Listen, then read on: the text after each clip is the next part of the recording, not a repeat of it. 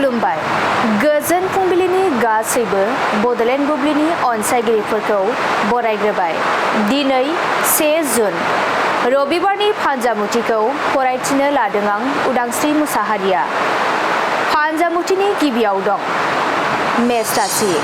गावनि मावफ्लांनाय गोरोन्थिनि थाखाय साजा मोननो गोसोआव गिनाय मोनगोन, उनदाहा खालामनांगोन।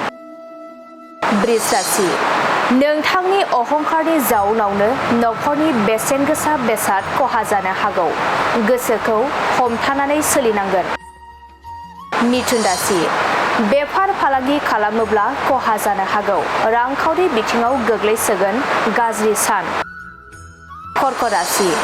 गावनि नाजानाय बायदियै नखरखौ दैदेननो हागोन, नखराव गोजोन खुसि फैगोन। सिंह राशि।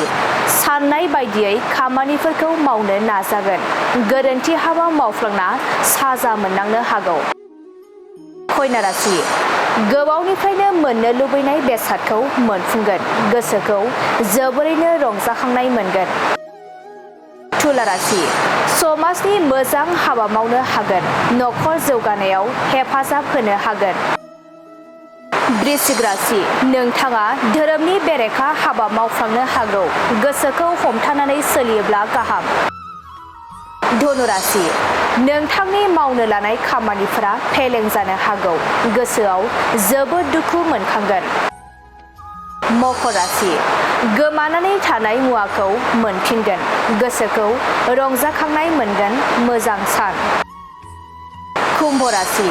जेरावखि थाङा मानो सुथुरा नोंथांखौ सोफै खालामगोन, गुबुना हेंथा होनो नाजागोन। मीन राशि। हरखाबै नोंथांनि उदैया साखांनो हागौ, देहाखौ जोथोनै लाखियोब्ला गाहाम। दिनै सानसेनि राशि फरायथिनायाबो एसेनोसै। आसा खालामो नोंथांनि दिनैनि साना मोजाङै मोजां थांगोन, बेखौ बडलेण्ड बुब्लि नखरनिफ्राय मिजिंथिबाय। गोजोन्थों।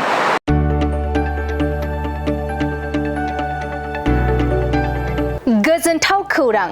बर'नि आंगोथार गोथाव ओंख्रि जानो मोजां मोनग्रा रायजो राजाफोरनि थाखाय गोजोनथाव खौरां। बर'नि आंगोथार ओंख्रि जानो मोजां मोनग्रा रायजो राजाफोरा बे गोदानै खुलिनाय लाइजौ हटेलाव हाबफैनो हागोन। जाखांफुहांनाय लाइमोन फालांगिरि गपेश बसुमतारिया अदालगुरिनि टंलायाव बेखेवदों बर'नि आंगोथार ओंख्रि मोनग्रा गंसे हटेल। अदालगुरि जिल्ला टंलानि मिउनिसिपाल बर्ड मावख'नि साखाथियाव गोदानै बर'नि गोग्गो जानाय आदारनि गंसे लाइजौ मुंनि हटेल बेखेवदों। अदालगुरि जिल्लानि सिङाव थानाय फालांगिरि नोगोर टंलायाव गोदानै खुलिनाय बे लाइजौ हटेलाव बर'नि दोरोङारि जाग्रा आदारजों लोगोसे गोबां जाग्रा आदारफोरबो मोननो हागोन। गोदानै बेखेवजानाय बे लाइजौ हटेलाव अमा बेदर, बोरमा, लकेल ना, साम', नारजि, अनला खारै, थास', मैथा आरो नाफाम आरो गोबां आइटेमफोरखौ मोननो हागोन।